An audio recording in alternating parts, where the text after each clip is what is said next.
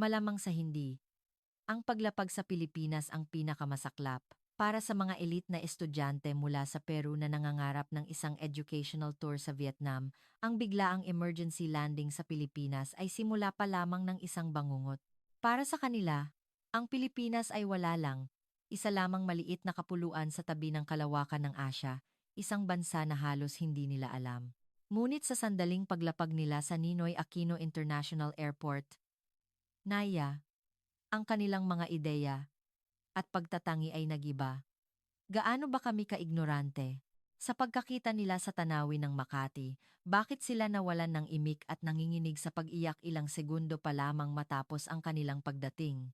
Noong una, nagrereklamo pa sila at nagsasabing, ngunit pagkatapos ng ilang araw, nagmakaawa na silang huwag nang umalis.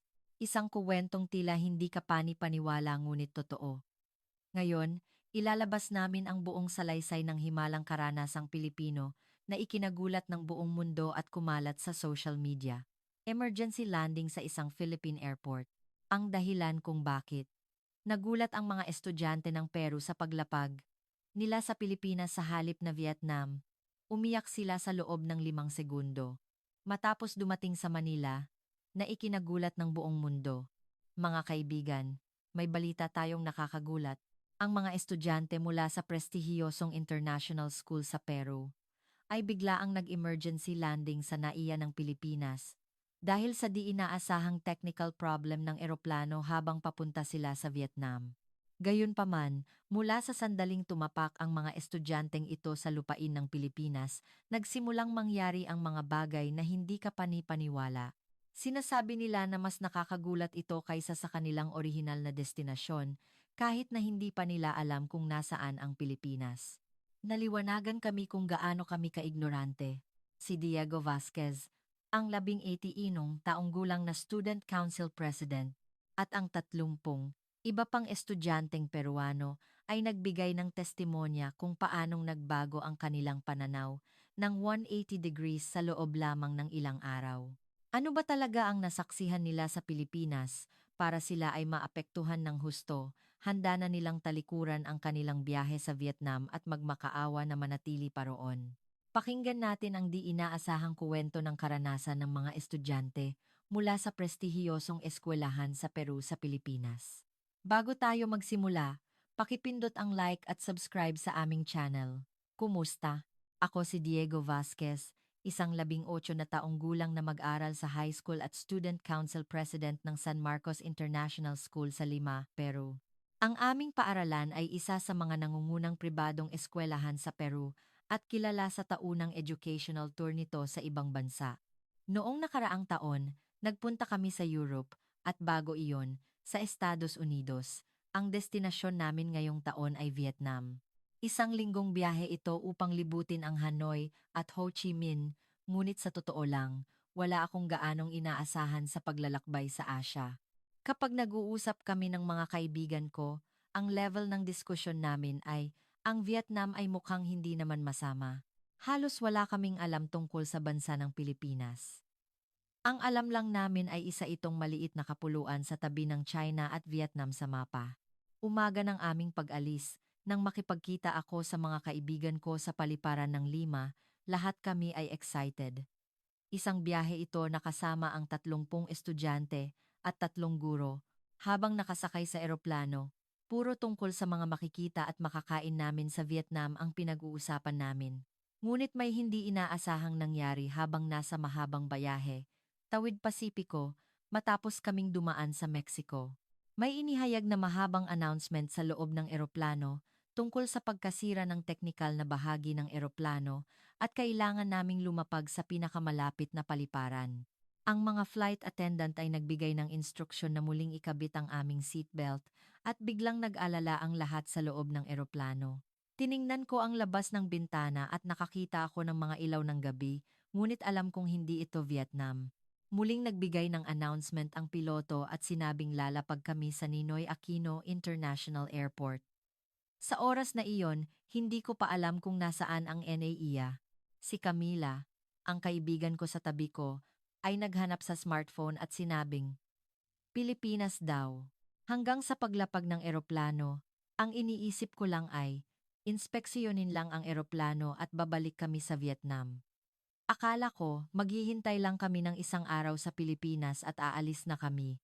Ngunit nagsimula akong malaman kung gaano ako nagkamali sa sandaling bumaba ako ng eroplano. Sa unang pagtapak ko sa NAIA, ang sukat ng paliparan ay mas malaki kaysa sa inaasahan ko. Mas malawak at mas moderno ito kumpara sa paliparan sa Lima. Ngunit hindi lang ito tungkol sa laki. Ang sahig ay napakalinis, tila salamin, at lahat ng pasilidad ay maayos at nasa ayos. Mas nakakagulat pa ang pagtrato ng mga airport staff. Nang malaman nilang mga estudyante kami mula sa Peru, gumamit sila ng basic na Ingles upang magbigay ng instructions at mayroon pang ang ilan na sumubok magsalita ng Espanyol. Bagaman hindi ito perpektong Espanyol, ramdam namin ang kanilang malasakit na bigyan kami ng comfort at asikaso. Sa kabila ng pagiging emergency situation, hindi sila nagmamadali o nagpapahirap, bagkus ay maayos nilang ipinaliwanag ang lahat. Isa rin itong kakaibang karanasan habang nagdadaan kami sa immigration. Naunawaan ng officer ang aming sitwasyon at pinayuhan kami sa simpleng Ingles na huwag mag-alala. Sa Peru, halos hindi ko nakikita ang mga kawani ng gobyerno na ganito kapala kaibigan. Kahit sa daan papunta sa baggage claim, nakita namin ang iba't ibang bahagi ng paliparan at talagang may sistema ang pagpapatakbo nito. Ang mga signage ay malinaw na ipinapakita at ang lahat ng automated information facilities ay gumagana ng normal. Ngunit ang pinakanakakakabag ay ang mga tao. Sa kabila ng siksikan dahil sa daan-daang pasahero, walang sumisigaw o nanunulak. Lahat ng tao ay natural na naghihintay, sumusunod sa order. Ang ganitong tanawin ay mahirap isipin sa Peru. Sa gabing iyon habang naglilipat kami sa hotel sa isang lugar sa Makati na pansamantalang inilaan sa amin, wala akong ideya kung ano ang mangyayari sa susunod na ilang araw. Hindi ko kailanman inisip na ang Pilipinas, na inakala kong simpleng stopover lang, ay magbibigay ng karanasang magbabago sa pananaw ko sa buhay. Ang shock noong sumunod na umaga, nang lumabas kami ng hotel, at naglakad sa unang pagkakataon sa Maynila, ay malinaw pa rin sa aking alaala. Nagpasya kaming sumakay ng MRT mula sa Ayala Station at pumunta sa iba't ibang bahagi ng lungsod, ngunit ang sandaling pumasok kami sa subway station ay isa ng ganap na kakaibang mundo mula sa Peru. Ang una kong napansin sa platform ng MRT ay ang pagkilos ng mga tao. Maraming tao dahil rush hour, ngunit lahat ay nakapila at naghihintay. Pagdating ng tren, lumabas muna ang lahat ng bababa bago sumunod ang mga sasakay. Isang order na hindi ko maiisip sa Lima. Mas nakakagulat pa ang kapaligiran sa loob ng tren. Sa kabila ng dami ng tao, tahimik at walang sumisigaw, gumagamit ng telepono ng malakas o kumakain. Nagbabasa sila o naglalaro sa kanilang smartphone, ginugugol ang sarili nilang oras.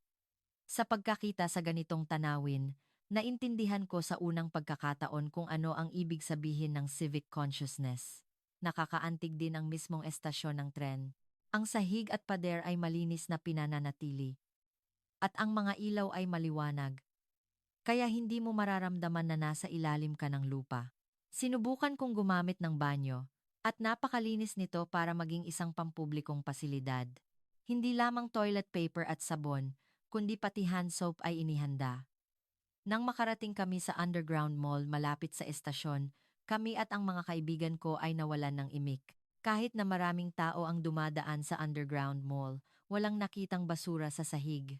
Si Camila ay umiyak mismo roon, at nang tanungin ko siya, sinabi niya na nakakaantig para sa kanya na makita ang lahat ng tao na nagsisikap na panatilihin ang kalinisan. Nakakaintriga rin ang hitsura ng mga tindahan. Ang lahat ng tindahan ay maayos, at ang mga price tag ay malinaw na nakakabit. Ang mga sales associate ay nakangiti at bumati sa amin ng magiliw, kahit na mga dayuhan kami, kahit na hindi kami nagkakaintindihan sa salita. Nagpapasalamat ako sa pagsisikap nilang makipag-ugnayan sa pamamagitan ng galaw at ngiti. Noong hapon na iyon, aksidente kaming nawala. Dahil hindi kami marunong magtagalog, hindi namin mabasa ang mga signage at nahirapan kaming malaman ang eksaktong lokasyon gamit ang map sa smartphone. Umiikot kami sa iisang lugar ng mahigit isang oras, Ngunit may isang estudyanteng Pilipino na dumaan ang lumapit sa amin nang makita ang aming sitwasyon. Ipinakilala niya ang sarili bilang Rafael Rafa Cruz at nagtanong sa Ingles kung kailangan namin ng tulong. Nang ipaliwanag namin ang aming sitwasyon, binuksan niya ang kanyang smartphone translation app at nagsimulang makipag-usap. Hindi lang siya nagbigay ng direksyon, ngunit nang malaman niyang taga-Peru kami, nagrekomenda pa siya ng masarap na kainan na naghahain ng pagkain Pilipino. Naglaan siya ng oras upang tulungan ang mga dayuhan na hindi niya kilala nang walang bakas ng pagkainis. Pagkatapos namin magpaalam kay Rafa, pumunta kami sa kainan na inirekomenda niya. Nakaranas kami ng isa pang sorpresa habang nag-o-order. Nang malaman ng waiter na mga dayuhan kami, dahan-dahan niyang ipinaliwanag ang menu. Dagdag pa rito, nagsikap siyang ayusin ang lasa upang umayon sa panlasa namin. Nagtanong pa tungkol sa aming mga preferences. Habang naglalakad sa mga kalye ng Makati matapos lumabas sa kainan, nadiskubre namin ang isa pang mukha ng lipunang Pilipino. Ang mga kalye ay napakalinis, at hindi lang ito dahil sa maayos na paglilinis, kundi dahil sa simula pa lang, hindi na nagtatapon ng basura ang mga tao kung saan-saan. Nakita namin ang mga taong kumakain sa kalye na nagdadala ng kanilang balutan at itinapon ito sa basurahan. Noong gabing iyon, habang pabalik sa hotel, dumaan kami sa isang convenience store at dito namin naramdaman ang pinakamalaking pagkakaiba sa Peru. Lampas alas, 10 na ng gabi, ngunit may isang babaeng cashier na mukhang wala pang 25 ang nagtatrabaho mag-isa. Mas nakakagulat pa ang katotohanan na sa oras na iyon, ang mga babae ay natural na gumagamit ng convenience store. Sa Lima, talagang mapanganib para sa isang babae na maglakad mag-isa sa gabi, ngunit dito, ganap na kakaiba. Ang cashier ay bumati rin sa amin ng magiliw, at nang sinabi kong taga-Peru ako, nagpakita siya ng interes at sinubukan kaming kausapin sa simpleng Ingles. Kahit sa daan pabalik sa hotel, nang tumingin ako sa paligid, maliwanag ang mga kalye kahit lampas alas, tsen na, at ang mga ilaw poste ay inilagay sa tamang distansiya, kaya halos walang madilim na lugar. Nakikita namin ang mga taong nagjo-jogging, magkasintahan na naglalakad, at mga kabataan na kasama ang kanilang mga kaibigan, at lahat sila ay kalmado at natural ang ekspresyon. Kinabukasan, nagkaroon kami ng pagkakataong bisitahin ang isang public high school sa Maynila. Maging ang pasilidad ng paaralan ay nakaka-impress. Ang bawat silid-aralan ay may modernong digital equipment, at ang lahat ng pasilidad tulad ng silid-aklatan at science lab ay sistematikong pinananatili. Ang pinaka-nakakagulat ay ang lunch system. Mahigit 1 milong estudyante ang sabay-sabay na kumakain, ngunit ito ay isinasagawa ng maayos at may order. Bawat klase ay may nakatakdang schedule at lahat ng estudyante ay natural na sumusunod sa schedule na iyon. Habang nakapila at naghihintay, walang nanunulak o sumisingit, nakakamangha rin ang kalidad ng pagkain. Balanseng menu ito, na isinasaalang-alang ng isang nutritionist at masarap, ngunit ang katotohanan na ang ganitong pagkain ay ibinibigay sa mga estudyante sa murang halaga ang pinaka-nakakagulat. Sa Peru, kahit sa pribadong eskwelahan, kakaunti ang nagbibigay ng pagkain sa ganitong standard. Pagkatapos kumain, nakaka-impress ang nakita namin na kusang nagliligpit ng kanilang plato at nagsesegregate ng basura ang mga estudyante. Walang nagbigay ng utos, ngunit lahat ng estudyante ay ginagawa ito na parang natural lang. Habang nakikita ang kanilang pagtatapon ng food waste, plastic, at general waste ng tama, napagtanto ko na mataas din ang kanilang kamalayan sa kapaligiran. Noong hapon, nagkaroon ng cleaning time at narinig namin na sa Pilipinas, ang mga estudyante mismo ang naglilinis ng kanilang silid-aralan at paaralan. Noong una, hindi ako naniwala, ngunit nang makita ko mismo, bawat estudyante ay may itinalagang tungkulin at masigasig na naglilinis. Ang lahat ng trabaho, tulad ng pagpupunas ng sahig, pagbura ng blackboard, paglinis ng bintana, at pag-aalis ng laman ng basurahan, ay ginagawa mismo ng mga estudyante. Sa pagkakita sa ganitong tanawin, naramdaman ko ang kakaibang focus ng edukasyon sa Pilipinas. Hindi lang ito tungkol sa pagtuturo ng kaalaman, kundi pati na rin ang pagpapaunlad ng sense of community at responsibilidad.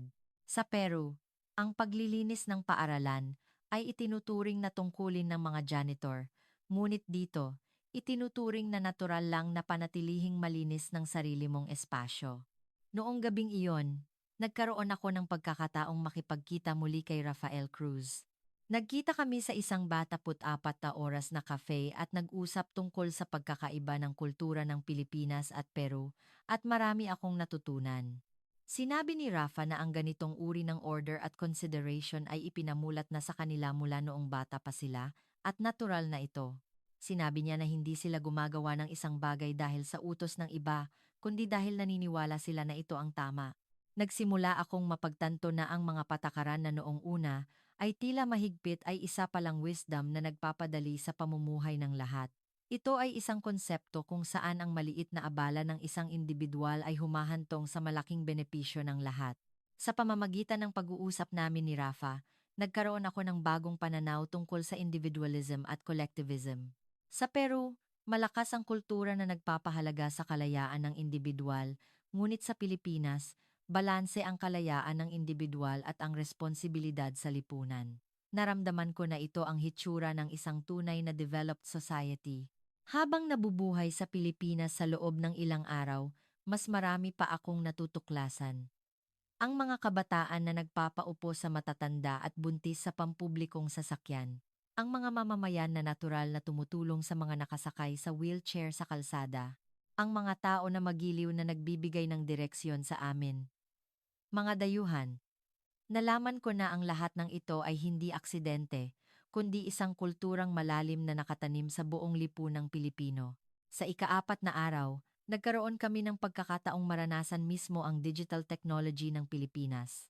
Dinala ako ni Rafa sa iba't ibang lugar at ipinakita sa akin kung paano ginagamit ng mga Pilipino ang teknolohiya sa kanilang pang-araw-araw na buhay.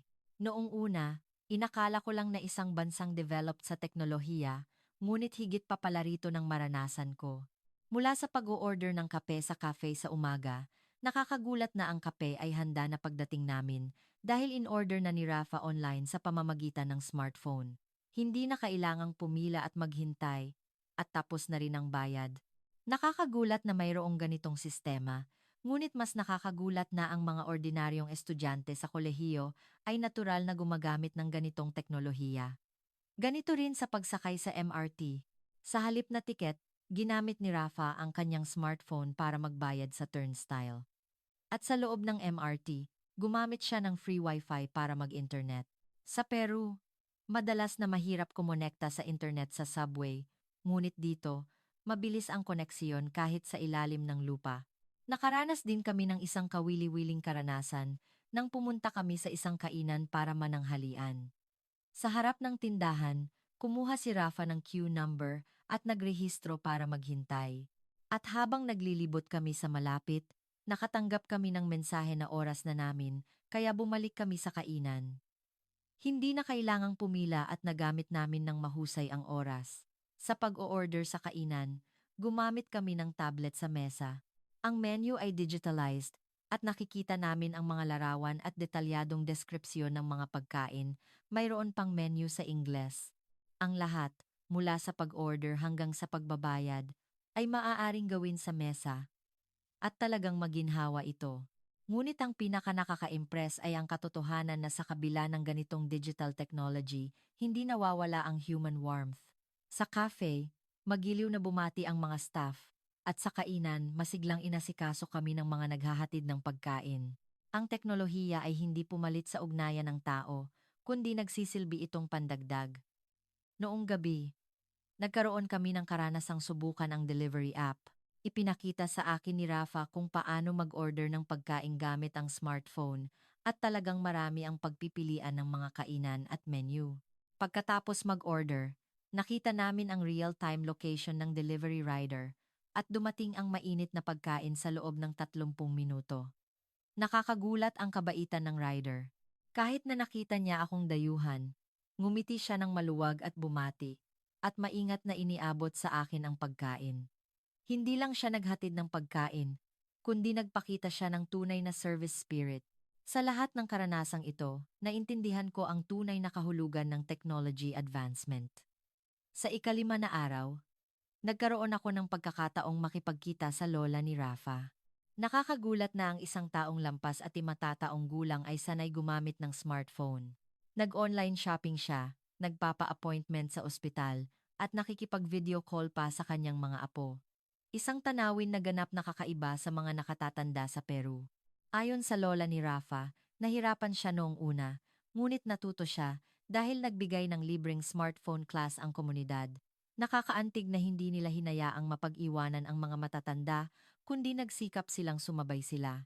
Naramdaman ko na ito ang hitsura ng isang tunay na inclusive society. Nakaranas din kami ng katulad na bagay sa pampublikong sasakyan. May isang taong nakasakay sa wheelchair sa MRT at nakita namin ang maraming tao na natural na nagbigay daan at tumulong. Walang nagbigay ng utos, ngunit kumilos sila na parang natural lang.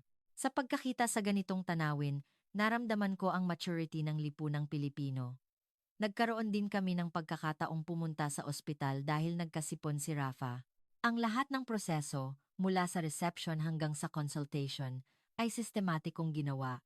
Maikli ang oras ng paghihintay at makatwiran ang bayad sa consultation. Nagpakita rin ng interes ang doktor sa akin, isang dayuhan, at ipinaliwanag ang tungkol sa sistema ng healthcare ng Pilipinas. Nakaka-impress din ang karanasan sa pharmacy. Ang pharmacist ay hindi lamang nagbigay ng tamang gamot batay sa prescription, kundi detalyado ring ipinaliwanag ang paraan ng pag-inom. Nagsikap din siyang ipaliwanag ito sa simpleng Ingles. Lubos kaming nagpapasalamat sa ganitong maliit na consideration. Noong gabing iyon, naglakad kami ni Rafa sa isang parke sa tabi ng Manila Bay. Kahit na gabi na, maraming tao ang nag-ehersisyo o naglalakad, mga pamilya, magkasintahan, kaibigan iba't ibang tao ang naglalaan ng kani-kanilang oras. Higit sa lahat sila ay mukhang ligtas at mapayapa. Nakaka-impress din ang mga pasilidad na inilagay sa tabi ng bay. Maayos ang walkway, at kumpleto ang mga bench, banyo, at vending machine. Naramdaman ko na ang lahat ay idinisenyo para sa kaginhawaan ng mga mamamayan. Noong gabing iyon, habang pabalik sa hotel, nag-isip ako. Ang teknolohiya at ang human element ay perpektong nagtutugma sa Pilipinas. At naramdaman ko na ito ang hitsura ng isang tunay na developed society. Naliwanagan ako na ang isang bansa ay hindi magiging isang tunay na first world country sa pamamagitan lamang ng yaman sa ekonomiya o pag-unlad ng teknolohiya. Sinasabi na natapos na ang pag-aayos ng eroplano at maaari na kaming magpunta sa Vietnam. Sa orihinal na plano, dapat na ikinatuwa namin ito, ngunit nakakapagtaka na kami at ang mga kaibigan ko ay may halong emosyon. Ang ilang araw na ginugol namin sa Pilipinas ay napaka-impress at gusto pa naming manatili. Noong hapon na iyon, ginugol namin ang huling oras kasama si Rafa at ang mga estudyanteng Pilipino. Nagkita kami malapit sa BGC at nagkaroon ng tapat na pag-uusap tungkol sa kultura ng Pilipinas at Peru at ang mga bahagi na noong una ay tila kakaiba dahil sa pagkakaiba ay naintindihan na namin ngayon. Nagpakita rin ng malaking interes ang mga estudyanteng Pilipino sa kultura ng Peru. Interesado sila hindi lamang sa mga sikat na lugar tulad ng Machu Picchu at Nazca Lines, kundi pati na rin sa pang-araw-araw na buhay at sistema ng edukasyon sa Peru. Ang ganitong pagpapahalaga sa isa't isa ay talagang nakaka-impress. Habang nag-uusap, naintindihan ko kung ano ang tunay na lakas ng lipunang Pilipino. Ito ay ang pag-iisip na inuuna ang komunidad kaysa sa individual. Ang espiritu ng pagiging handang magsakripisyo para sa susunod na henerasyon, at ang kalooban na patuloy na umunlad. Naramdaman ko na ang ganitong espiritu ang driving force na gumawa sa Pilipinas ngayon. Ang mga kaibigan ko mula sa Peru ay nagbigay din ng kanilang tapat na feedback tungkol sa kanilang karanasan sa Pilipinas. Sinabi nila na noong una, naisip nila na masyadong maraming patakaran at nakakaabala, ngunit naintindihan na nila ngayon na ang mga patakarang iyon ay para sa kaginhawaan ng lahat. At sinabi nila na gusto nilang ipatupad ang ganitong magagandang aspeto pagbalik nila sa Peru. Lalo na, detalyado pang ipinaliwanag ni Camila kung bakit siya umiyak sa underground mall sa Maynila. Hindi lang siya nagulat dahil sa kalinisan, kundi dahil naramdaman niya na ang lahat ay nagtutulungan upang panatilihin ang kalinisan na iyon. Sinabi niya na sa Peru, mas inuuna ang personal na kaginhawaan, ngunit dito, Nakita niya ang mga tao na nagbibigay daan para sa kabutihan ng komunidad. Noong gabing iyon, habang naglilipat kami sa Naiya, naalala ko ang unang pagdating namin dito 1 linggo na ang nakalipas. Noong panahong iyon, inakala ko lang na malaki at malinis ang paliparan. Ngunit ngayon, naintindihan ko na ang sistema at espiritu na nakatago sa likod nito. Habang ginugugol namin ang huling gabi sa paliparan, nagkaroon ako ng malalim na pag-uusap kay Rafa. Ipinaliwanag niya na ang ganitong sistema ay hindi nabuo sa isang iglap, kundi resulta ng matagal na trial and error at pagpapabuti. At sinabi niya na patuloy itong uunlad. Naliwanagan ako noong oras na iyon.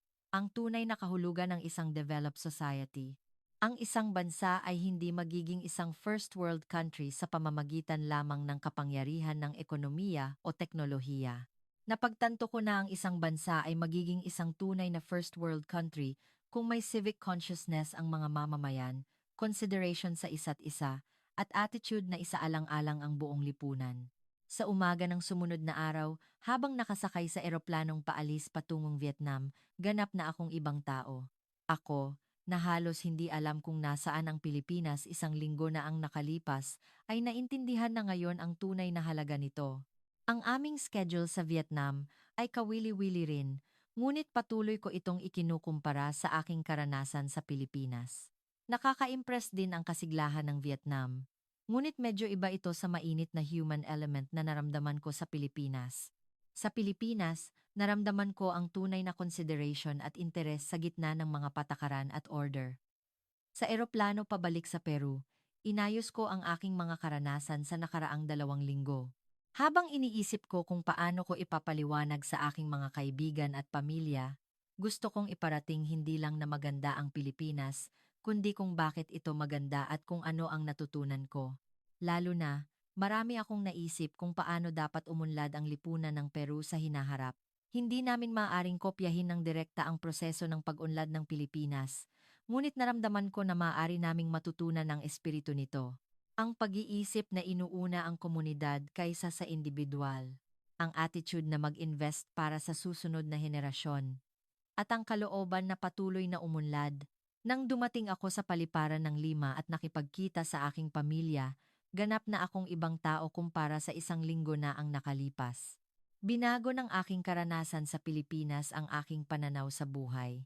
Sinabi rin ng aking pamilya na malaki ang aking pag-unlad.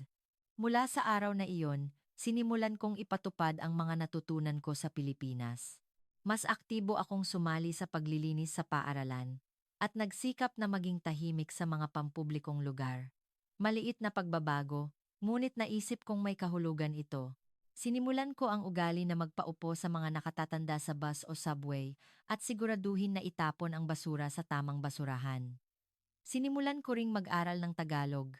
Nag-aral ako ng basic grammar sa internet at natutunan ang mga ekspresyon na ginagamit sa totoong buhay sa pamamagitan ng mga Filipino drama at musika. Nahirapan ako noong una, ngunit ang magagandang alaala ko sa Pilipinas ay nagsilbing motibasyon, kaya nagawa kong ipagpatuloy ito. Patuloy din akong nakipag-ugnayan kay Rafa. Nagpadala kami ng mga email at mensahe tungkol sa aming mga pangyayari at nakatanggap ako ng payo tungkol sa pag-aaral ng Tagalog.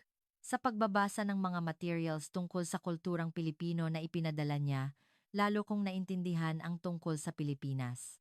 Sa paaralan, ipinakilala ko rin sa aking mga kaibigan at guro ang aking karanasan sa Pilipinas. Noong una, inakala lang nila na kuwento ng paglalakbay, ngunit nang ipaliwanag ko gamit ang mga konkretong halimbawa, seryoso silang nakinig. Lalo na ang kuwento tungkol sa civic consciousness at community spirit ay nag-iwan ng malalim na impresyon sa maraming tao. Pagkatapos ng 6 na buwan, nag-apply ako para sa isang exchange student program sa isang universidad sa Pilipinas. Kulang pa ang galing ko sa Tagalog, ngunit tiwala ako na walang makakatalo sa aking passion. Sa kabutihang palad, nakapasa ako at maaari na akong bumalik sa Pilipinas. Pagkatapos ng 1 taon, ang excitement ko nang dumating ako muli sa Naya ay hindi maipaliwanag sa salita. Sa pagkakataong ito, hindi na lang ako isang turista, kundi isang estudyante na mas makakaintindi at makakaranas ng lipunang Pilipino. Sinalubong ako ni Rafa sa paliparan. At bukod sa joy na makita siya pagkatapos ng isang taon, nagulat talaga siya nang makita niya akong bumabati sa kanya sa Tagalog. Ang buhay sa unibersidad ay isang serye ng patuloy na pag-aaral. Sa pakikinig sa mga class kasama ang mga estudyanteng Pilipino at paggawa ng mga assignment, naranasan ko mismo ang kahusayan ng edukasyon sa Pilipinas. Nalaman ko rin kung ano ang iniisip at pinagkakaabalahan ng mga kabataang Pilipino sa pamamagitan ng iba't ibang club activities. Kapag naiisip ko ngayon, ang di inaasahang paglapag sa NAIA ang pinakamahalagang sandali na nagpabago sa aking buhay. Sa pamamagitan ng bansang Pilipinas, natutunan ko ang tunay na kahulugan ng isang developed society at naliwanagan ako kung anong uri ng tao ako dapat maging. At higit sa lahat, ang pinakamalaking gain ay ang paglawak ng aking pananaw sa mundo. Sa kasalukuyan, bumalik na ako sa Peru at may pangarap akong gamitin ang mga natutunan ko sa Pilipinas upang makatulong sa pag-unlad ng aking bansa. Balang araw, gusto kong maging isang tulay na nag-uugnay sa Pilipinas at Peru.